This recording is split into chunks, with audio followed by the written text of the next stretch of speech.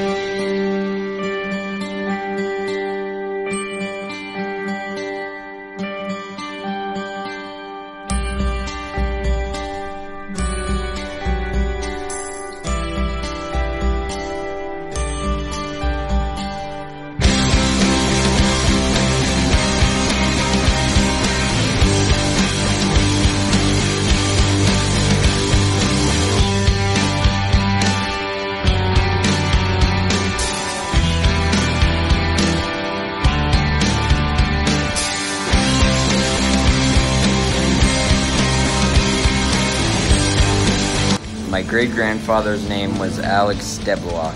Alex bravely served in the Canadian Armed Forces from 1942 to 1945 as part of the Queen's Own Rifles of Canada. During World War II, the Queen's Own Rifles of Canada was mobilized for active service in 1940 and saw its first major combat operations on D-Day, June 6, 1944. My great-grandfather Alex was part of that operation and stormed the beach on Juno on D-Day. My great-grandfather was part of the first wave coming ashore in Juneau, and his battalion took on the many casualties. Alex and his comrades needed to carry a ladder on shore so that the battalion could scale Hitler's built-in physical defenses. Sadly, his comrade stepped on a landmine and he was killed. My great-grandfather, who was at the other end of the ladder, suffered shrapnel to his heart. He laid on the beach for 3 days until medics could tend to him. The injuries he suffered took a toll on his health, and my great-grandfather died at 63 from heart problems from the war injury. Our great-grandmother had 3 brothers who all volunteered to serve Canada during World War II. Their names were Dave McLaren, Dalton McLaren, and Henry McLaren. Henry and Dave McLaren mobilized in Haileybury, Ontario, as part of the Forestry Corps and served for 4 years in Scotland. Originally created during World War I and recreated again during World War II, the Forestry Corps deployed lumbermen in the aid of cutting and processing timber.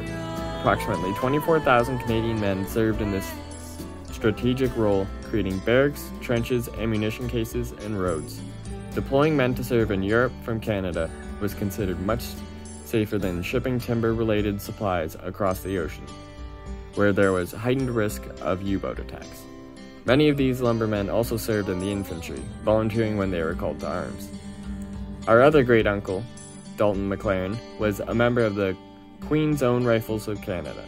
He was one of the brave soldiers who stormed the beach at Normandy and survived, having served Canada across France, Germany, and Belgium. In April 1945, Dalton was a part of the 1st Canadian Army that liberated the Netherlands, providing food and medical aid to the population. My great-uncle, Donald Cameron Flaunt, Warrant Officer Class 2, served in the Royal Canadian Air Force as first pilot and captain of a Lancaster bomber during World War II in Europe from 1941 to 1943. Uncle Donald enlisted right after high school and was one of the first Canadians to fly a Lancaster bomber. He was shot down in Essen, Germany on March 12, 1943 during an attack on a key industrial manufacturing center belonging to the German Reich. He was 20 years old. The following words are engraved on his tombstone in Germany where he lies. In that great cloister's stillness, he lives whom we call dead.